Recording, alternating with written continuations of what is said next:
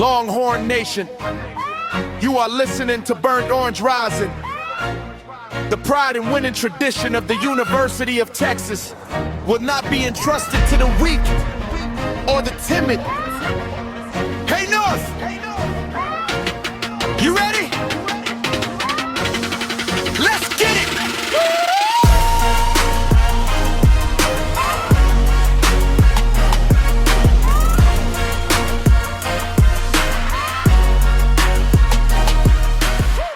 Welcome, Longhorn Nation. I'm your host, North Carter.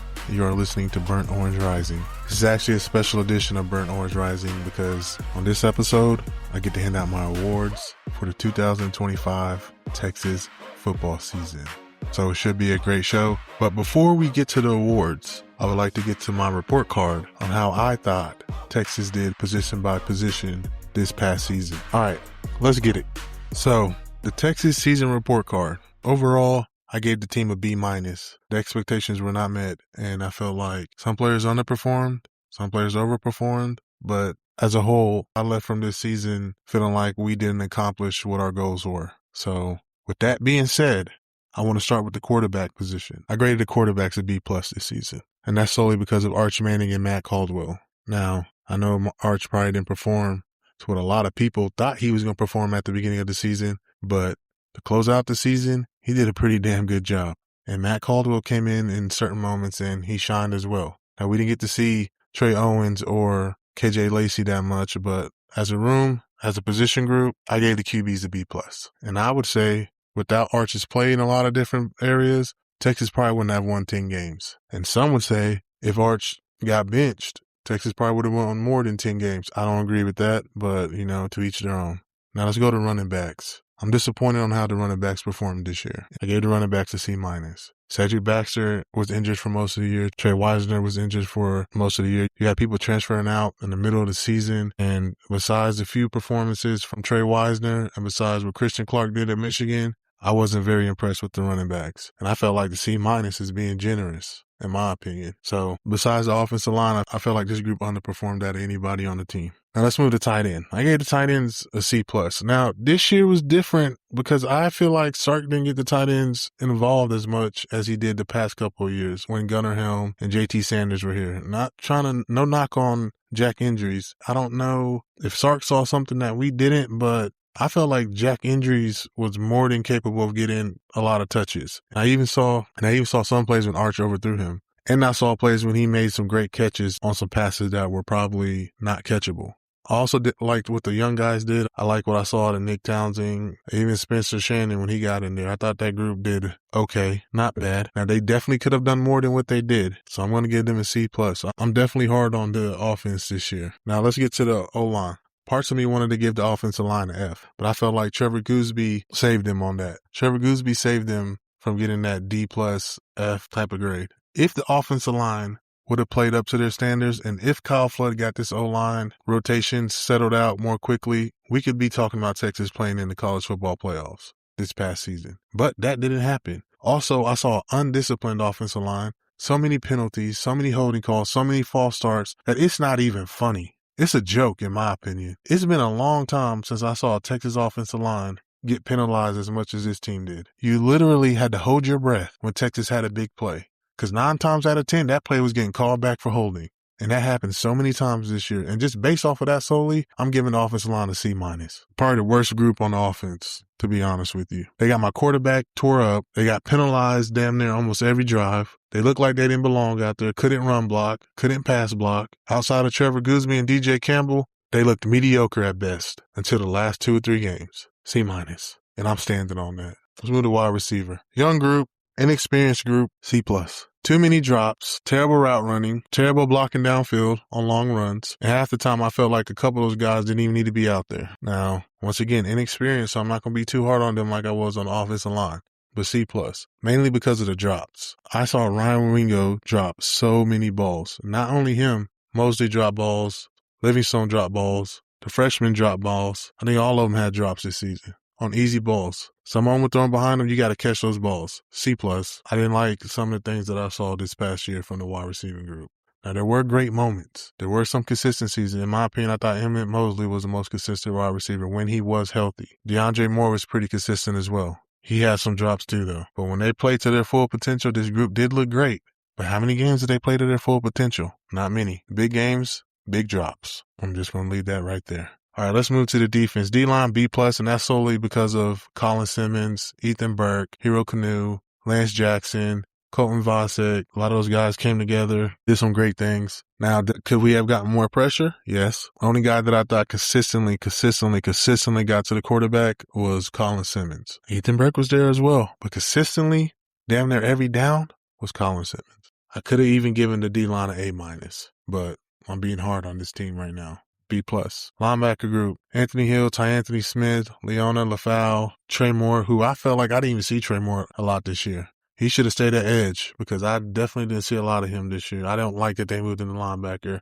I'm giving the linebacker group a B+. A lot of great play this year. Could have went, once again with the D-line, could have went up to A-, but I felt like there were some moments where they went missing. Not a lot, but there were some moments, enough that I couldn't pull the trigger on an A. And Anthony Hill Jr. was injured. And when Anthony Hill Jr. went missing, it felt like some of those guys went missing as well. I do like how Anthony Smith stepped up. I do like how Brad Smith stepped up. I liked how LaFau plays. Too bad he hit the transfer portal. He would have been a stud for us next year. So overall, a B+ for the linebacker group. Cornerbacks, B-. The only lockdown corner that we had was Manny Muhammad. I don't even think Jalen Gilbo should have even been starting, in my opinion. And I think he lost his starting job at the end of the year. I think Kay Phillips, Wardell Mack, Warren Robinson, any of those guys should have been out there over Jalen Gilbo. And had it not been for Grayson Littleton and Manny Muhammad, I probably would have given this group a C+ or a C-. Now, maybe it was the scheme, but too many times I saw these guys get beat on quick routes because they played 10 yards off of the receiver. They weren't physical. They let guys go past them so many times. They didn't get their head turned around to make plays on the ball besides Grayson Littleton and Manny Muhammad. That's it. I don't even know if Gilbo even had an interception this year. He probably did. If he did, he had one. But I didn't see a lot from him this year. He went missing in action this year, in my opinion. That's why I was surprised that he opted out of the bowl game because I thought he needed as much good film as he possibly could get. But, to each their own. At safety, up and down here, the safety started the year out strong with Taft and McDonald. I thought Derek Williams would get more playing time, but I don't know. Taft gets injured, safety play goes down. You got to play young guys. McDonald gets injured, same thing. Play drops. A lot of big plays, especially against Vanderbilt, especially against Georgia. The safeties, I got to give a B. Just because the play was inconsistent. The only reason why they're getting a B is because there was so many mismatching going on because of injuries. Had those two guys stayed healthy all throughout the year, probably would have given the safeties an A. I got to give the special teams an A for multiple reasons. Mason Shipley was pretty consistent. Jack Bolmeister was very consistent. Didn't see a lot of mistakes from him. Also, obviously, Ryan Niblett. Whenever I first saw Ryan Niblett catching punts, I thought this guy don't even need to be back there. He's letting balls just drop. He's not even trying to go after the balls. He's not trying to make anything happen. He's just there. But boy, once he started catching those balls, probably the best returner that we've seen since Jordan Shipley being back there. I didn't even know he was capable of doing that, to be honest with you. I didn't even know he was capable of doing some of the things that he did. So because of those reasons, I got to give the special team unit an A. And overall, they're the only group on the team that got an A for me. Second highest is linebacker, defensive line, and quarterback at B+. Everyone else, you got to step your game up this offseason. Even with a lot of guys leaving. There's no reason why we shouldn't have multiple groups that finish the season out with A's. I need to see more from the offensive line. I need to see more from the running backs. I need to see more from the wide receivers. In my opinion, the offense underperformed for many reasons, not just the players. I want to make that clear. It wasn't just the players' fault, but I definitely think the offense underperformed in a lot of different areas. But now that that's done, let's get to the good part. Let's get to the good stuff. I know y'all remember when y'all were in elementary, last day of school, you had the award ceremony where the principal and teachers handed out awards for perfect attendance, AB honor roll, A honor roll, class clown, most friendliest, best student awards, all that good stuff. That's where we're at today. It's the last day of school, and we have the first annual Burnt Orange Rising Award Ceremony, Texas Football Edition.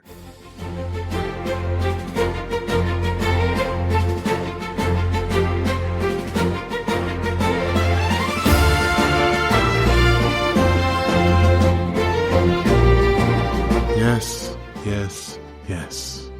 The first annual Burnt Orange Rising Award Ceremony, Texas Football Edition.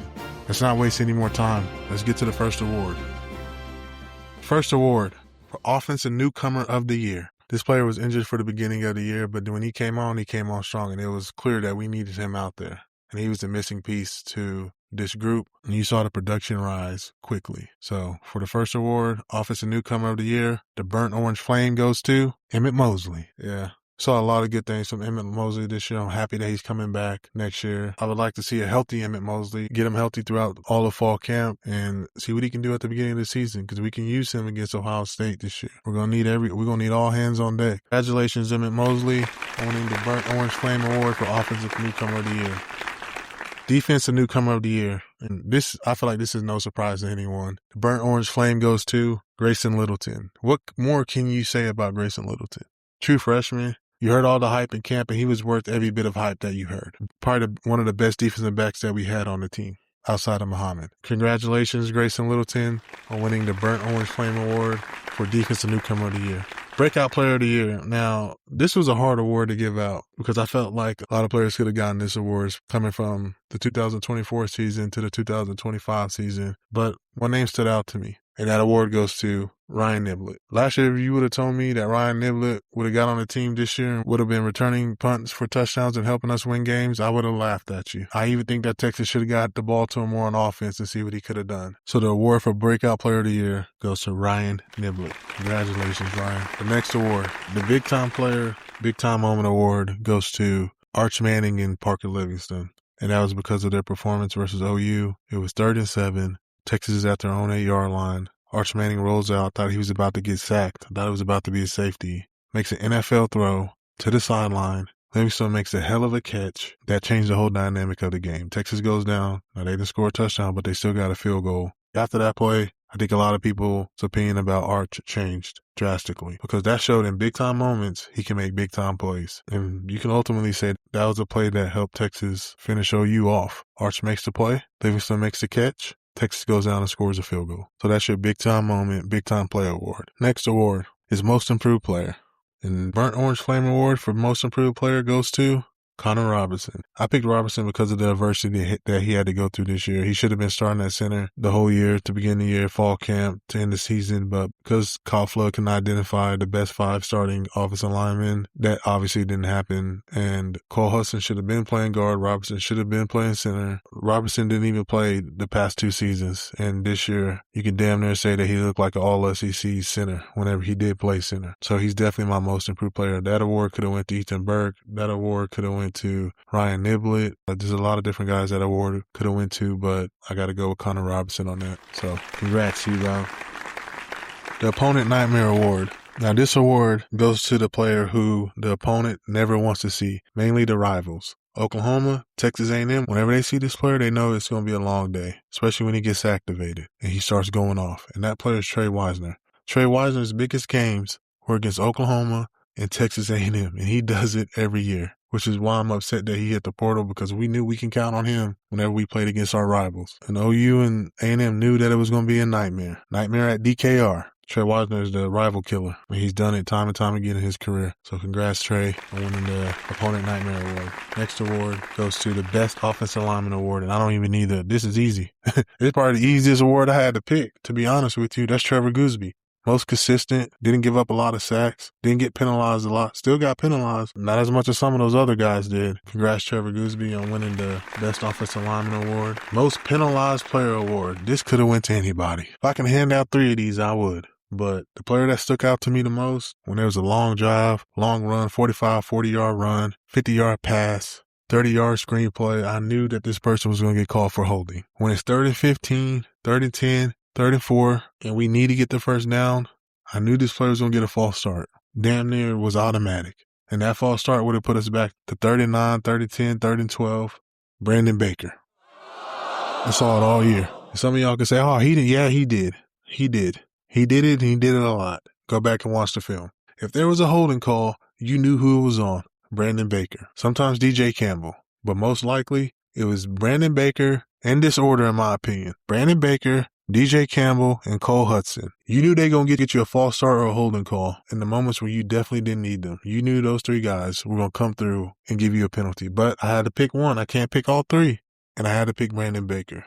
Sorry that you got, that's probably not an award you want to win, Baker, but try to do better next year. Special Team Player of the Year, Ryan Niblett and Mason Shipley. I'm going to let those guys share an award because Ryan Niblett already won one. I need to show some love to Mason Shipley, the Liberty Hill product. Mason Shipley was consistent. We didn't see a lot of Burt Auburn moments from him. He did miss a couple kicks he should have made, but overall consistent. Ryan Niblett, we all know what he did. Saved us so many times by returning punts for touchdowns against Oklahoma, Kentucky, and I think Mississippi State. There was a time when he went on a streak, and that guy was electric this year. So shout out to those two men on winning Special Team Player of the Year.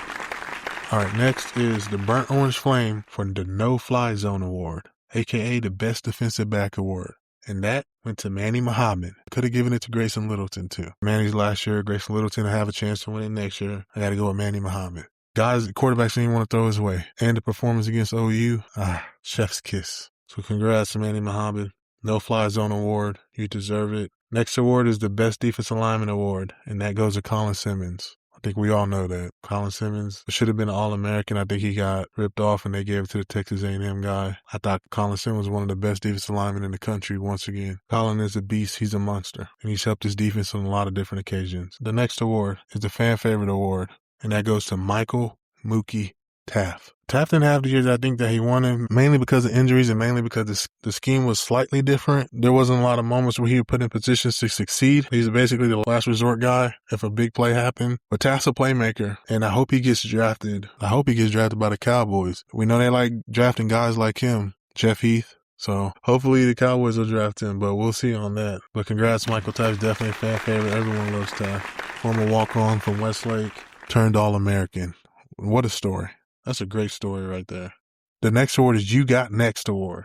And this goes to the guy who showed the potential this year, but next year is your year. Next year is your year to shine. Next year you're going to have a lot of expectations on you.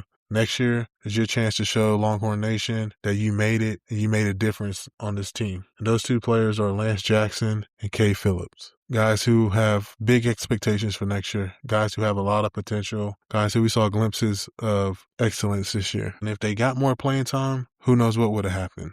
But all I know, the time that we did see them, they shined. And you got next year. So go and make it count. All right, so now we get to our final awards. First is the Offensive MVP. Now, I went back and forth with this one. But when I think about this award, I'm thinking, who did we need to have? And if we didn't have this player, what would have happened? And I got to go with Trevor Gooseby. Pick Trevor Gooseby for the Offensive MVP award because there's no telling what we would have did if he got injured and we didn't have someone to lock down that left tackle spot the whole year. If we lost Gooseby game 1 against Ohio State, it would have not have been good for Texas. Some of those close games that we won, we probably would have lost. And that's just the flat out truth. So without him, there's no telling where this team would have been. Now, of course, I could have went with Arch. Same thing. But I felt like with the state of the offensive line and the way they played, we couldn't lose anybody else without it being detrimental. Defense MVP, pick 2 guys for this, and you can probably guess those 2 guys. Anthony Hill Jr. and Colin Simmons. Both showed up game in and game out for this defense, and we saw what happened when they weren't on the field. We saw what happened when Anthony Hill Jr. didn't play. Defense didn't look the same. Long runs. We saw what happens when Colin Simmons wasn't on the field. Lack of pass rush. Your 2 most productive guys, your 2 All-Americans, your 2 defensive MVPs for the 2025 season. Colin Simmons and Anthony Hill Jr. Last and final awards. Burnt Orange Rising State of Texas Player of the Year Award.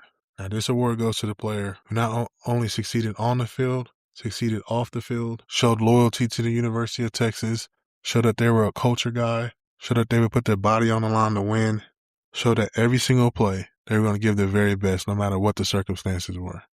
The Burnt Orange Flame for the Burnt Orange Rising State of Texas Player of the Year goes to Arch Manning. There's not enough things I can say about how Arch Manning handled this season. He had expectations put on him by other people that he didn't even put on himself. Was called one of the biggest busts in college football history. Had a lot of Texas fans turn on him throughout the season, but he never lost faith in who he was, and he always trusted in his game. And because of that, you saw how he finished the season. And that's what you want out of a Texas player. That's what you want to see out of a Texas Longhorn. That's what you want to see out of that quarterback position. And I know there's still a lot of haters out there, but I think with him behind center next year, Texas is going to be in good shape. So congratulations, Arch Manning. Thank you for listening. I'm your host, Nord Carter. This has been Burnt Orange Rising. I have a very special episode dropping for y'all in the next couple of days, so be on the lookout for that. If you would like to support the show, please like, follow, and subscribe. Go over to the YouTube channel, go to the Instagram and show some love. Also give us a follow on Twitter. And as always, Longhorn Nation, it's been a pleasure. Until next time, hook 'em.